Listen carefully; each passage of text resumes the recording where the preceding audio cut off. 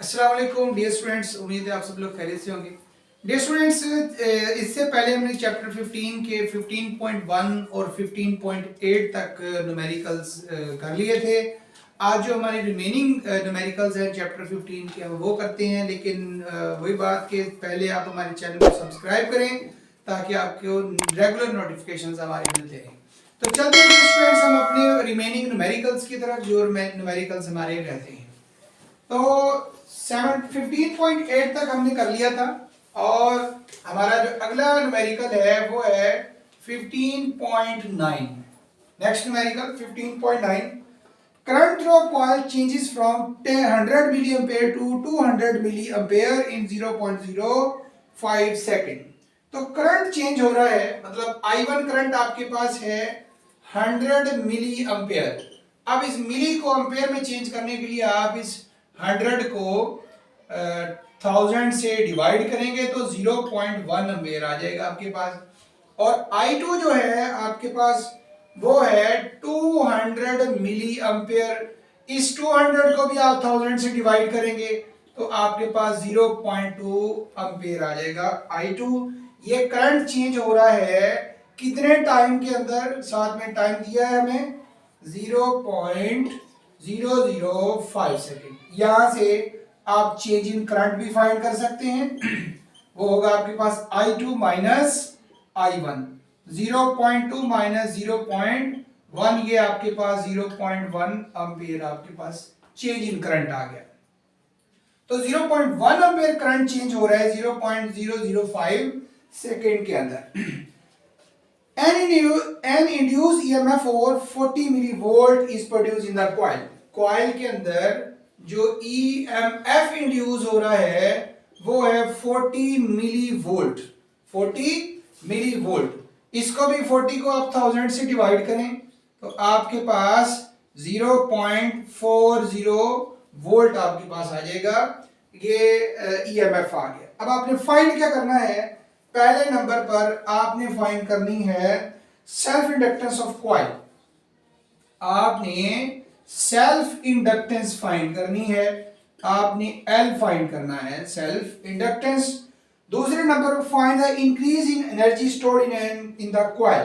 दूसरे नंबर पर आपने इंक्रीज इन एनर्जी फाइंड करनी है, increase in energy del E find करना है। ये दो चीजें इस न्यूमेरिकल के अंदर आपने फाइंड करनी है। एक आपने फाइंड करना है सेल्फ इंडक्टेंस और दूसरी चीज आपने फाइंड करनी है इंक्रीज इन एनर्जी।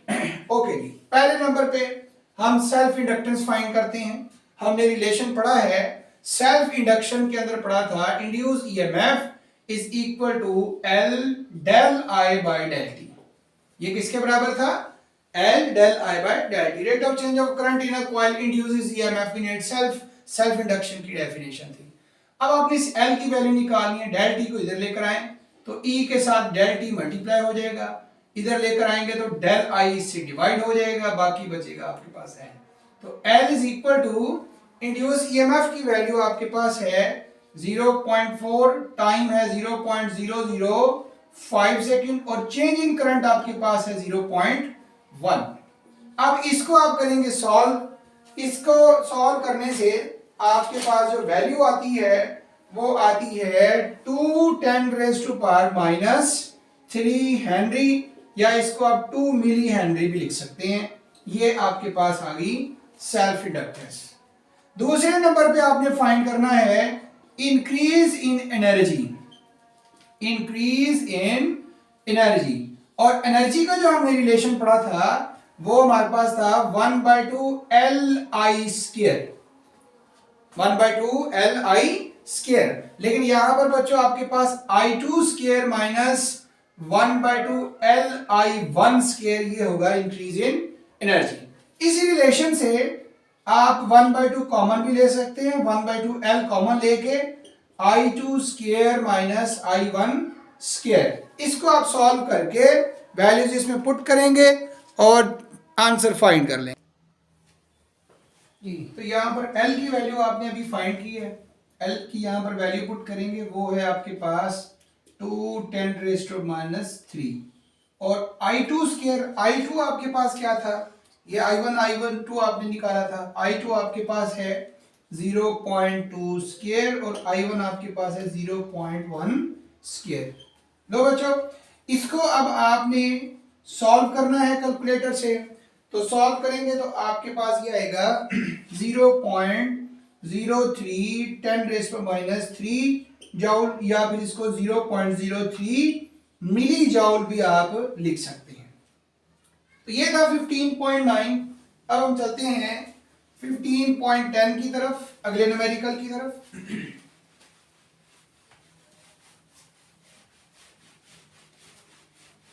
नेक्स्ट 15.10, अगला न्यूमेरिकल आपके पास आ गया 15.10। इसकी पहले स्टेटमेंट देखते हैं कि कौन सी चीज गिवन है और हमने क्या फाइंड करना है। Like any field, earth magnetic field store energy. दूसरी फील्ड्स की तरह अर्थ मैग्नेटिक फील्ड भी एनर्जी स्टोर करता है। तो find the magnetic energy stored in the space. आपने एनर्जी फाइंड करनी है। इंडक्टर ने जो एनर्जी स्टोर की है वो एनर्जी आपने फाइंड करनी है with the strength of magnetic field. Magnetic field जो है, मैग्नेटिक फील्ड स्ट्रेंथ उसने जो आपको दी है उसकी वैल्यू है 7 10⁻⁻⁵ Tesla. Okay, if the space occupies an area, अगर उस स्पेस का जो एरिया है वो है 10⁸ meter square and has a height, और उस एरिया की जो हाइट है, हाइट को h से रिप्रेजेंट करें या फिर l से रिप्रेजेंट कर देते हैं, और ये है हमारे पास 750 मीटर, ये उसकी हाइट है। अब आपने क्या फाइंड करना है, पोटेंशियल एनर्जी जो इसमें इस फील्ड के अंदर स्टोर होगी। इसमें बच्चों ये जो आपके पास परमिएबिलिटी थी, permeability of free space, permeability of free space को हमने म्यू नॉट से रिप्रेजेंट किया था। तो इसकी वैल्यू थी आपके पास 4 pi 10⁻⁷ weber per ampere per meter. तो ये जो वैल्यू है ये आपको जुबानी याद रखनी पड़ेगी क्योंकि न्यूमेरिकल्स के अंदर इसका इस्तेमाल होता है। तो पोटेंशियल एनर्जी का जो हमने फार्मूला पढ़ा था वो था 1/2 B square over mu not into AL। Formula क्या था, magnetic energy stored 1/2 B square over mu not into AL। अब आप यहां पर वैल्यूज पुट करेंगे। 1/2 मैग्नेटिक फील्ड है 7 10⁻⁵, इसका लेंगे स्क्वायर, म्यू नॉट आपके पास है 4 पाई, पाई की वैल्यू 3.14 लिख दें, 10⁻⁷। एरिया आपके पास है 10⁸, और हाइट या लेंथ आपके पास है 750। इसके बाद बच्चों इसको आप करेंगे सॉल्व, कैलकुलेटर से इसको हल करेंगे और आपके पास इसकी वैल्यू आती है 1.5 10⁹ जूल। ये आपके पास आ गई एनर्जी। ये था बच्चों छोटा सा न्यूमेरिकल 15.10 कि आपको एनर्जी फाइंड करनी है, मैग्नेटिक फील्ड, एरिया, लेंथ और परमिएबिलिटी आपको पता है, इस फॉर्मूले में पुट करेंगे और एनर्जी फाइंड कर लेंगे। इसके बाद आते हैं 15.11 की तरफ, अगले न्यूमेरिकल की तरफ। 15.11 इसकी स्टेटमेंट देखते हैं कि स्टेटमेंट क्या है और हमसे क्या पूछा गया है। A square coil of side, एक स्क्वायर कॉइल है और उसकी जो साइड है, एक साइड वो लेंथ है या विड्थ है वो है 16 सेंटीमीटर। 16 डिवाइडेड बाय 100 करेंगे तो 0.16 मीटर उसकी आपके पास वन साइड आ गई। अगर बच्चों स्क्वायर कॉइल है, कॉइल कौन सी है, स्क्वायर कॉइल। अगर आपके पास स्क्वायर कॉइल है तो उसका हम एरिया निकालते हैं, इसी को 2 से मल्टीप्लाई करके 0.16 मल्टीप्लाई बाय 0.16, तो ये आपके पास आ जाता है 256 10⁻⁴ मीटर स्क्वायर। तो आपने इसका एरिया भी फाइंड कर लिया स्क्वायर कॉइल का। इसके बाद वो कह रहे हैं has 200 turns, number of turns जो हैं वो हैं 200, okay. Rotate in uniform magnetic field of, इसको यूनिफॉर्म मैग्नेटिक फील्ड में रोटेट करवाते हैं 0.05 टेस्ला मैग्नेटिक फील्ड के अंदर। इफ द पीक ईएमएफ, अगर पीक ईएमएफ, पीक या मैक्सिमम ईएमएफ को ई नॉट से रिप्रेजेंट करते हैं, ये आपके पास 12 वोल्ट है, तो what is the angular velocity of the coil, आपने क्या फाइंड करना है, एंगुलर वेलोसिटी, एंगुलर वेलोसिटी आपने ओमेगा फाइंड करना है। ओके तो बच्चों यहां पे हम रिलेशन लगाएंगे मैक्सिमम ईएमएफ का, आपने पढ़ा था मैक्सिमम ईएमएफ का रिलेशन। मैक्सिमम ईएमएफ जब एसी जनरेटर के अंदर जनरेट होता है ई नॉट, ये था NWAB के बराबर, NWAB के बराबर। आपने इस ओमेगा की वैल्यू निकालनी है, तो बाकी सब वैल्यूज को इधर ले आए, ई नॉट ओवर NAB, ये बराबर हो जाएगा ओमेगा के। अब वैल्यूज पुट कर दें, ई नॉट की वैल्यू आपके पास क्या है 12 वोल्ट, नंबर ऑफ टर्न्स आपके पास है 200, एरिया आपके पास है 256 10⁻⁴, मैग्नेटिक फील्ड 0.05 टेस्ला। इसे बच्चों आप करें सॉल्व कैलकुलेटर से, आपके पास ये आता है 47 रेडियन पर सेकेंड, ये आपके पास आ गई एंगुलर वेलोसिटी 47 रेडियन पर सेकेंड। ओके जी, जस्ट आपको गिवन डेटा मौजूद था, वैल्यूज पुट की और आंसर निकाल लिया। इसके बाद चलते हैं 15.12 की तरफ, अगले न्यूमेरिकल की तरफ। ये था 15.11 और 15.12 अगला न्यूमेरिकल है आपके पास। Generator has a rectangular coil consist of 360 turns, एक आपके पास जनरेटर है और उसमें 360 नंबर ऑफ टर्न्स हैं। The coil rotate at, coil की जो एंगुलर वेलोसिटी है, एंगुलर वेलोसिटी ओमेगा, वो है हमारे पास 420 revolution per minute, 420 revolution per minute. बच्चों रेवोल्यूशन पर मिनट को हम रेडियन पर सेकंड में चेंज करते हैं, इसको लिखते हैं 420, रेवोल्यूशन के अंदर एंगल होता है 2 पाई और मिनट के अंदर होते हैं 60 सेकंड, मिनट में क्या होता है 60 सेकंड, या फिर आप इसको लिखें 420, 2 पाई की बजाय पाई की वैल्यू 3.14 डिवाइडेड बाय 60, इसे आप करें सॉल्व तो आपके पास एंगुलर वेलोसिटी आती है 43.96 रेडियन पर सेकंड, ये एंगुलर वेलोसिटी आ गई। ओके जी, इसके बाद इन 0.14 Tesla magnetic field, magnetic field जो है वो है 0.14 टेस्ला मैग्नेटिक फील्ड है। Peak value of EMF produce by generator, generator के अंदर जो पीक वैल्यू ईएमएफ की जनरेट हुई है वो है हमारे पास 50 वोल्ट, पीक वैल्यू कितनी है 50 volt EMF. If the coil is 50 centimetre wide, अगर उस कॉइल की जो विड्थ है, कॉइल की विड्थ है आपके पास 5 सेंटीमीटर, 5 सेंटीमीटर, या फिर 5 को कर दे 100 पे डिवाइड, 0.05 मीटर अगर उसकी विड्थ है, विड्थ को हम b से रिप्रेजेंट कर देते हैं। तो find the length of side of coil, length of coil आपने फाइंड करना है, लेंथ को हम l से ही रिप्रेजेंट कर देते हैं। ओके जी, तो यहां भी हम रिलेशन लगाएंगे मैक्सिमम ईएमएफ वाला फॉर्मूला यूज करेंगे, मैक्सिमम ईएमएफ वाला E not is equal to NWAB, लेकिन जो आपके पास एरिया है, एरिया किसके बराबर होगा, length multiply by width, length को L से रिप्रेजेंट किया, विड्थ को B से रिप्रेजेंट किया, तो इसी A की बजाय हम क्या लिखेंगे, E not is equal to NW L cross B into capital B। और आपने क्या चीज फाइंड करनी है, लेंथ फाइंड करनी है। इस सारी वैल्यूज को इधर ले, ये हो जाएगा E not over N omega B into capital B, ये लेंथ के बराबर आ गया। अब इसमें वैल्यूज पुट कर देते हैं। मैक्सिमम ईएमएफ कितनी है हमारे पास, ये है 50 वोल्ट।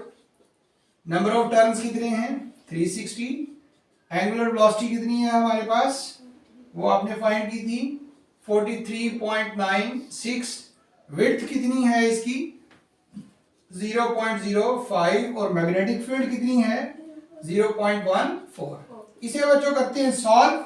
तो लेंथ हमारे पास आएगी, लेंथ की जो वैल्यू आती है वो हमारे पास आती है 45 10⁻⁻² मीटर, या फिर इसको 45 सेंटीमीटर। ये आपके पास आ गई length, length of side of coil. ये उस कॉइल की साइड की लेंथ आ गई। ये था बच्चों 15.12। अब हम आते हैं अगले न्यूमेरिकल पर 15.13। नेक्स्ट कौन सा न्यूमेरिकल है हमारा 15.13। 15.13 न्यूमेरिकल की स्टेटमेंट पहले देखते हैं। It is desired to make AC generator that produce a maximum EMF.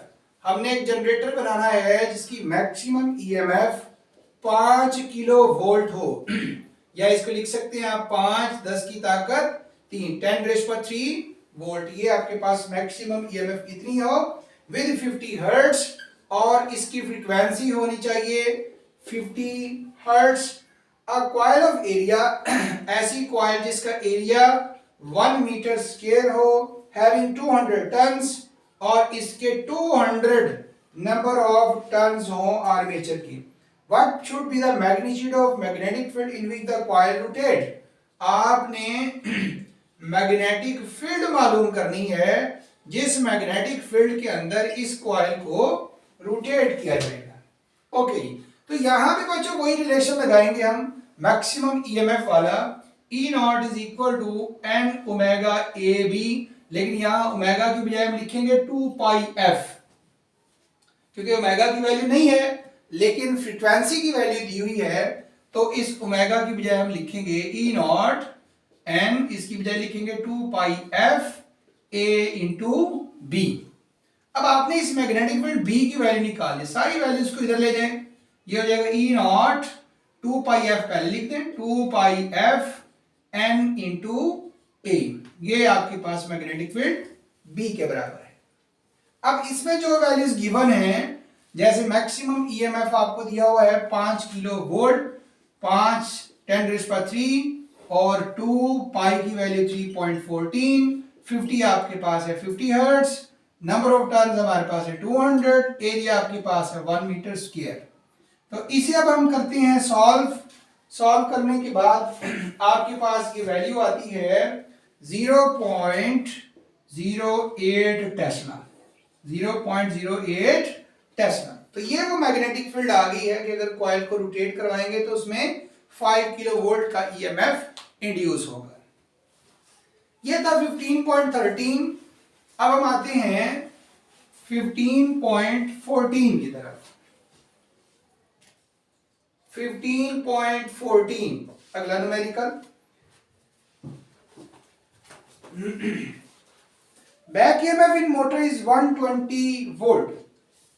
Back EMF जो है मोटर के अंदर, बैक ईएमएफ इसको हम E1 से रिप्रेजेंट कर देते हैं। ये है 120 volt. Okay, when motor is turning at 1680 revolution per minute. अब इसकी जो इनिशियल एंगुलर वेलोसिटी है, इनिशियल एंगुलर वेलोसिटी ओमेगा 1, इसको ओमेगा 1 से रिप्रेजेंट कर रहे हैं। ये है आपके पास 1680 revolution per minute. Okay okay, इसके बाद वो कहता है what is the back EMF, कितना होगा बैक ईएमएफ। बैक ईएमएफ आपने फाइंड करना है, E2 आपने फाइंड करना है व्हेन मोटर टर्न, जब मोटर को टर्न करते हैं फाइनल एंगुलर वेलोसिटी के साथ ओमेगा 2 के साथ, और ये है 3360 revolution per minute, 3360 revolution per minute. ये भी बच्चों बहुत आसान है। इसमें आपने इस E1 के लिए रिलेशन लिखना है, E1 NWAB, लेकिन यहां लिखेंगे ω1, और सेकंड बैक ईएमएफ के लिए E2 के लिए लिखेंगे Nω2AB। अब इन दोनों इक्वेशंस का आपने रेशो ले लेना है। हम डिवाइड करते हैं E2 divided by E1, E2 Nω2AB divided by Nω1AB। AB से AB, N से N cancel, E2 over E1, ये आ गया ω2 ओवर ω1। आपने तो E2 फाइंड करना है, तो ω2 ओवर ω1, E1 उधर जाएगा तो मल्टीप्लाई हो जाएगा। E2 आपके पास था 3360 और ω1 आपके पास था 1680 और E1 आपके पास था 120। इसे हम करते हैं सॉल्व और देखते हैं कि हमारे पास वैल्यू कितनी आती है। तो ये आती है हमारे पास 240 वोल्ट, 240 वोल्ट। अगर हम कॉइल को 3360 रेवोल्यूशन पर मिनट के साथ मूव करवाएंगे तो जो आपके पास बैक ईएमएफ आएगा वो होगा 240 वोल्ट। ये था डियर स्टूडेंट 15.14 न्यूमेरिकल। इसके बाद चलते हैं 14.15 की तरफ, अगले न्यूमेरिकल की तरफ। 15.15, 14 हमने कर लिया, अब 15.15 है। A DC motor operate at 240 volt, DC motor, voltage of DC motor, DC motor का जो वोल्टेज है इसको V से रिप्रेजेंट करते हैं। ये है हमारे पास 240 volt. Okay, has a resistance of 0.5 ओम, और इसकी जो रेजिस्टेंस है, मोटर की जो रेजिस्टेंस है हमारे पास वो है 0.5 ओम। ठीक है। When the motor is running at a normal speed, armature current is 15 ampere. जब नॉर्मल स्पीड के साथ मूव कर रही है तो आर्मेचर करंट हमारे पास I जो है ये है 15 ampere. Okay, find the back EMF in armature. तो हमने फाइंड करना है बैक ईएमएफ, आर्मेचर के अंदर कितना बैक ईएमएफ होगा आपने वो फाइंड करना है। ओके जी, आपने रिलेशन पढ़ा था कि input voltage E plus IR, ठीक है, और ये ईएमएफ बैक ईएमएफ है, इसकी वैल्यू आप फाइंड करना चाहते हैं तो इस IR को इधर ले आए तो ये बन जाएगा V माइनस IR। अब V आपके पास है 240 माइनस करंट आपके पास है 15, रेजिस्टेंस आपके पास है 0.5। इसको मल्टीप्लाई करेंगे, सॉल्व करेंगे तो आपके पास जो बैक ईएमएफ आता है वो आता है 232.5 वोल्ट। ये आपके पास आ जाएगा बैक ईएमएफ। 15.16, अगले न्यूमेरिकल की तरफ चलते हैं। A copper ring has a 4 centimeter radius of 4 centimeter। एक कॉपर रिंग है, मतलब आपके पास नंबर ऑफ टर्न 1 है, एक कॉपर रिंग है और उसका जो रेडियस है R वो है 4 सेंटीमीटर या 0.04 मीटर का उसका रेडियस है। रेजिस्टेंस है 1 मिली ओम, और जो रेजिस्टेंस है, रेजिस्टेंस R 1 मिली ओम, या फिर इसको 10⁻³ ओम भी आप लिख सकते हैं। Okay, magnetic field is applied over the ring perpendicular to its plane. Magnetic field को प्लेन के परपेंडिकुलर अप्लाई करते हैं। If the magnetic field increase, magnetic field increase होती है 0.2 टेस्ला से 0.4 टेस्ला, तो यहां से आप change in magnetic field find कर लें। B2 minus B1, 0.4 minus 0.2, 0.2 Tesla आपके पास चेंज इन मैग्नेटिक फील्ड आ जाती है। इन अ टाइम इंटरवल, कितने टाइम के अंदर ये मैग्नेटिक फील्ड चेंज हुई है, वो टाइम इंटरवल है 5 × 10⁻³ second. What is the current in the ring during this interval. तो आपने बच्चों करंट फाइंड करना है। क्या चीज कैलकुलेट करनी है? आपने करंट कैलकुलेट करना है। तो डियर स्टूडेंट, करंट फाइंड करने के लिए हम जो रिलेशन लगाएंगे वो होगा I is equal to E और R। ये जो आपके पास E है वो EMF है और ये R। लेकिन हमारे पास EMF की वैल्यू गिवन नहीं है, तो पहले हम EMF फाइंड करेंगे E is equal to N del phi by del T वाले रिलेशन से, तो हम EMF फाइंड कर लेंगे। लेकिन आपके पास फ्लक्स की वैल्यू भी नहीं है, तो फिर फ्लक्स फाइंड करेंगे change in magnetic field into area, या फिर change in magnetic field area की बजाय लिखेंगे pi r square. Change in magnetic field हमारे पास कितनी है? 0.2, पाई हमारे पास है 3.14, आर जो रेडियस है आपके पास वो है 0.04 और इसका लेंगे स्क्वायर। तो इस तरह से आपके पास चेंज इन फ्लक्स आएगा। चेंज इन फ्लक्स की वैल्यू आती है 10.048 10 raise to power minus 4 weber. फिर इसकी वैल्यू आप इसमें पुट करेंगे, E is equal to number of turns हमारे पास एक कॉइल है, एक रिंग है तो 1 है, इसकी बजाय लिखेंगे 1। Change in magnetic flux, magnetic flux में जो चेंज आ रहा है वो है 10.48 10 रेज़ टू माइनस 4 और टाइम कितना है हमारे पास? 5 10 raise to minus 3 second, 10 raise to minus 3।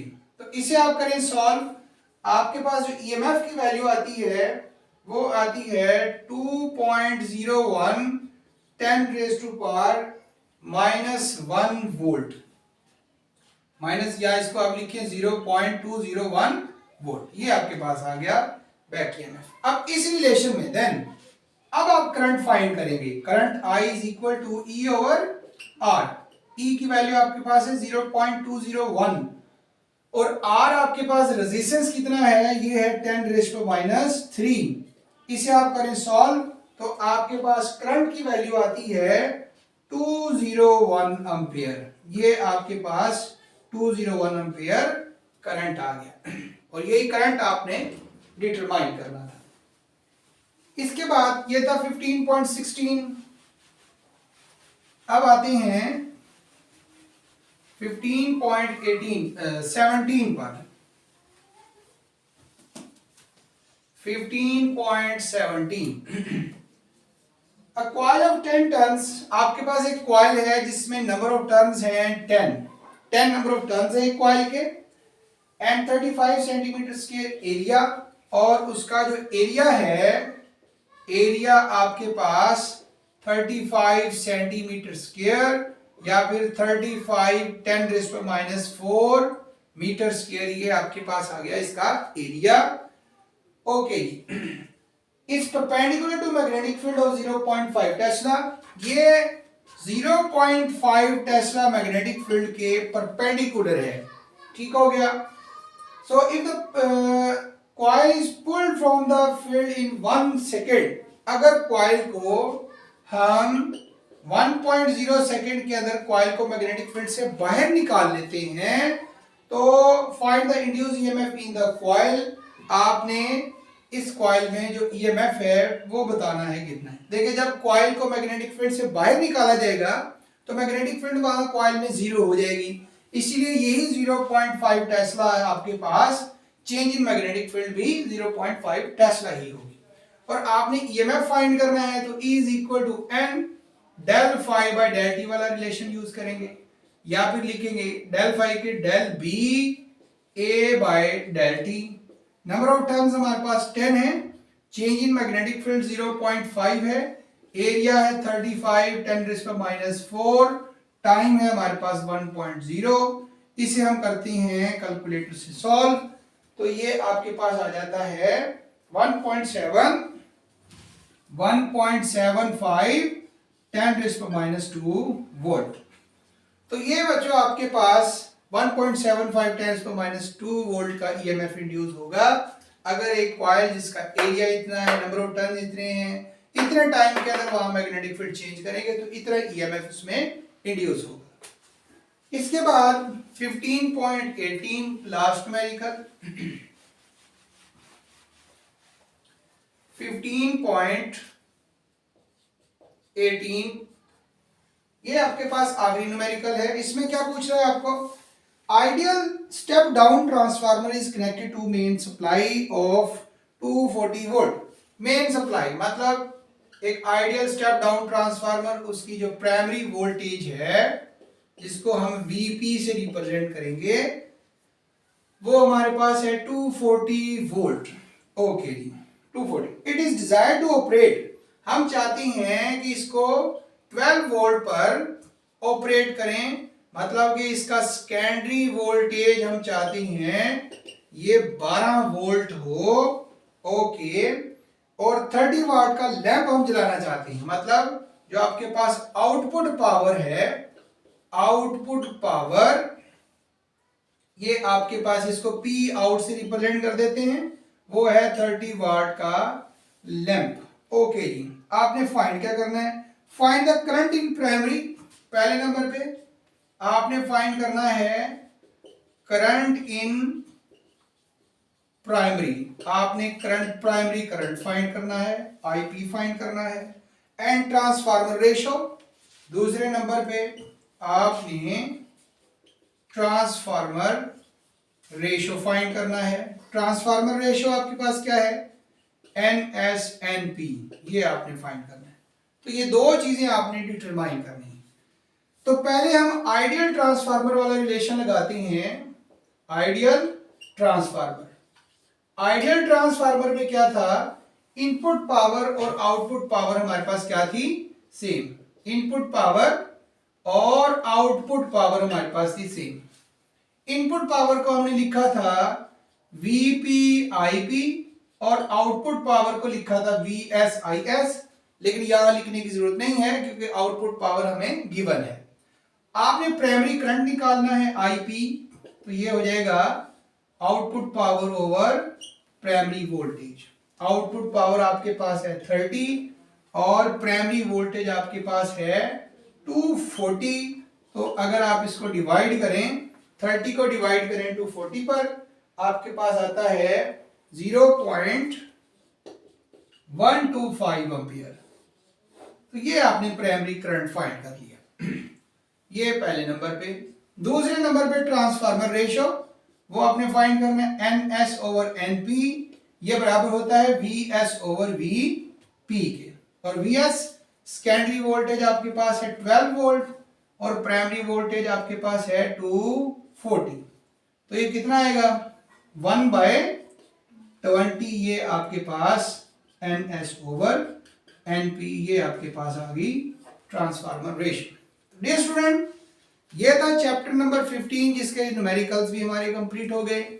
इंशाल्लाह चैप्टर 16 के साथ आपसे दोबारा मुलाकात होगी। चैनल को सब्सक्राइब करना बिल्कुल नहीं भूलना। बहुत शुक्रिया, अल्लाह हाफिज।